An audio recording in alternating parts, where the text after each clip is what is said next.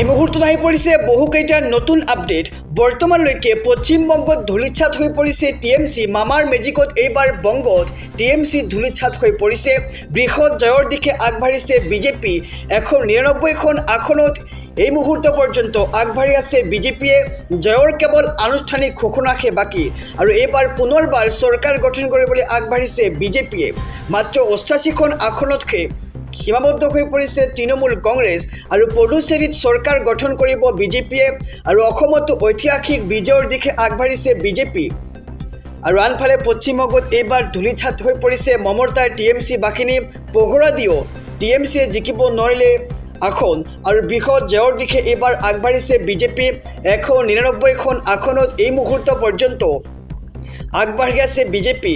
জয়ৰ কেৱল আনুষ্ঠানিক ঘোষণাহে বাকী আৰু অতি শীঘ্ৰেই বিজেপিয়ে পুনৰ চৰকাৰ গঠন কৰিবলৈ আগবাঢ়িব। আৰু হিমন্ত বিশ্ব শৰ্মাৰ বাসগৃহত বিজেপি সভাপতি দিলীপ শইকীয়া এই মুহূৰ্তত উপস্থিত হৈছে। মহাধিবক্তা দেৱজিৎ শইকীয়া উপস্থিত হৈছে মুখ্যমন্ত্ৰীৰ বাসগৃহত। আৰু অহা 8 মে'ত ডাঙৰ খবৰ, 8 মে'ত নতুন চৰকাৰ গঠনৰ চিন্তা চৰ্চা আৰু 8 মে'ত শপত গ্ৰহণ কৰাৰ সম্ভাৱনা আছে। নিশালৈ ৰাজ্যপালক সাক্ষাৎ কৰাৰ সম্ভাৱনা। হিমন্ত বিশ্ব শৰ্মাৰ বাসগৃহত বিজেপিৰ সভাপতি দিলীপ শইকীয়া আহি উপস্থিত হৈছেহি আৰু মহাধিবক্তা দেৱজিৎ শইকীয়াও উপস্থিত মুখ্যমন্ত্ৰীৰ বাসগৃহত। 8 মে'ত নতুন চৰকাৰ গঠনৰ চিন্তা চৰ্চা কৰা হৈছে। জনাইছোঁ খবৰ যে এইবাৰ পুনৰবাৰ বিজেপিয়ে চৰকাৰ গঠন কৰিবলৈ আগবাঢ়িছে। কংগ্ৰেছক ধূলিছাত কৰি বহুকেইখন আসনৰ ব্যৱধানত বিজেপিয়ে জয় জয়কাৰ লাভ কৰিছে আৰু কেইটামানখনৰ পিছতে আনুষ্ঠানিক ঘোষণা হৈ যাব আৰু তাৰ পিছতেই চিন্তা চৰ্চা কৰা হ'ব যে কেতিয়া চৰকাৰ গঠন কৰিব বিজেপি আৰু নিশালৈ ৰাজ্যপালক সাক্ষাৎ কৰাৰ সম্ভাৱনা। হিমন্ত বিশ্ব শৰ্মাৰ বাসগৃহত বিজেপি সভাপতি দিলীপ শইকীয়া আহি উপস্থিত হৈছেহি আৰু হিমন্ত বিশ্ব শৰ্মাৰ বাসগৃহত বিজেপি সভাপতি দিলীপ শইকীয়াক দেখিবলৈ পোৱা গৈছে। আমি খবৰসমূহ জনাইছোঁ। মমতাৰ বেংগলত হিমন্ত বিশ্ব শৰ্মাৰ পুনৰবাৰ চুনামি দেখিবলৈ পোৱা গৈছে। বিজেপিয়ে বিজয়ৰ মুখ নেদেখা সমষ্টিত চলিল এইবাৰ মমতাৰ মেজিক। হিমন্ত বিশ্বই প্ৰচাৰ চলোৱা 23টা সমষ্টিৰ 20টাতে এইবাৰ মমতাই ধূলিছাত হৈ পৰিছে। য'ত য'ত হিমন্ত বিশ্ব শৰ্মাই প্ৰচাৰ চলাইছিল সেইকেইটা সমষ্টিতেই টিএমচি ধূলিছাত হৈ বিজেপিৰ জয়লাভ আমি দেখিবলৈ পাইছোঁ। হিমন্ত বিশ্ব শৰ্মাই প্ৰচাৰ চলোৱা 23টা সমষ্টিৰ 20টাতেই মমতা ধূলিছাত হৈ পৰিছে।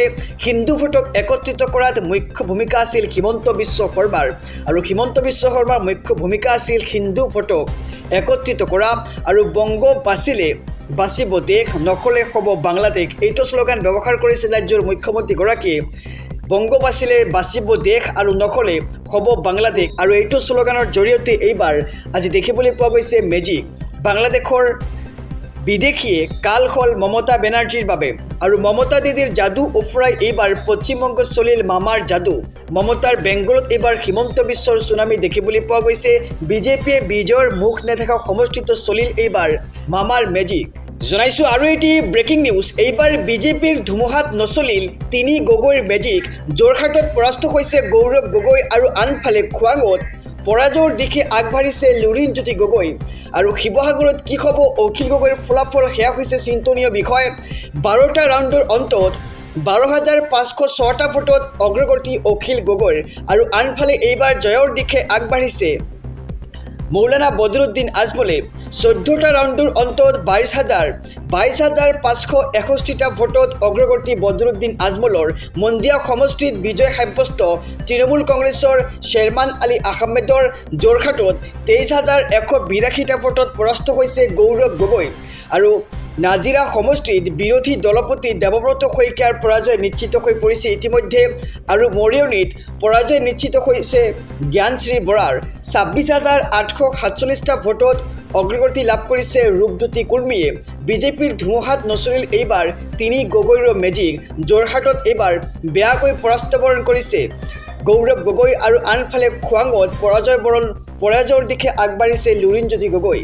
আৰু শিৱসাগৰত কি হ'ব অখিল গগৈৰ ফলাফল, সেয়া হ'ব লক্ষণীয়। জনাইছোঁ আৰু এটি ব্ৰেকিং নিউজ। নিৰ্বাচনত মুখ থেকেচা এইবাৰ প্ৰাক্তন মুখ্যমন্ত্ৰীৰ তিনিগৰাকী পুত্ৰৰ। পিতৃৰ ধ্বজা উৰুৱাত ব্যৰ্থ তিনি মুখ্যমন্ত্ৰীৰ পুত্ৰ। বিজেপিৰ ঢৌত এইবাৰ বিধ্বস্ত তিনি শক্তিশালী নেতা। যোৰহাটত পৰাস্ত হৈছে তৰুণ গগৈ তনয় তনয় গৌৰৱ গগৈ আৰু 1000-2000 নহয় 23,000 ভোটত পৰাস্ত হৈছে এইবাৰ যোৰহাটৰ প্ৰাৰ্থী গৌৰৱ গগৈ। নাজিৰাত বিধ্বস্ত হিতেশ্বৰ শইকীয়াৰ পুত্ৰ দেৱব্ৰত শইকীয়া। প্ৰায় 35,000ৰো অধিক ভোটত নিশ্চিত পৰাজয় এইবাৰ দেৱব্ৰত শইকীয়াৰ। বিজেপিৰ ময়ূৰ বৰগোহাঁইৰ হাতত ধাৰাশায়ী হৈ পৰিছে কংগ্ৰেছ প্ৰাৰ্থীগৰাকী। বিজেপিৰ ময়ূৰ বৰগোহাঁইৰ হাতত এইবাৰ ধাৰাশায়ী হৈ পৰিছে কংগ্ৰেছ প্ৰাৰ্থীগৰাকী। বৰক্ষেত্ৰীত পৰাস্ত প্ৰাক্তন মুখ্যমন্ত্ৰী ভূমিধৰ বৰ্মনৰ পুত্ৰ দিগন্ত বৰ্মন আৰু বিজেপিৰ নাৰায়ণ ডেকাৰ হাতত পৰাজয় বৰণ কৰিছে দিগন্ত বৰ্মনে আৰু বিজেপিৰ নাৰায়ণ ডেকাৰ হাতত পৰাজয় বৰণ কৰিছে দিগন্ত বৰ্মনে। আমি প্ৰতিটো আপডেট জনাইছোঁ আমাৰ সমূহ দৰ্শকক। প্ৰায় 15,000 ভোটত পৰাজয়ৰ দিশে এইবাৰ দিগন্ত বৰ্মন। পিতৃৰ ধ্বজা উৰুৱাত ব্যৰ্থ হৈ পৰিছে তিনি মুখ্যমন্ত্ৰীৰ পুত্ৰ। বিজেপিৰ ঢৌত এইবাৰ বিধ্বস্ত তিনি শক্তিশালী নেতা।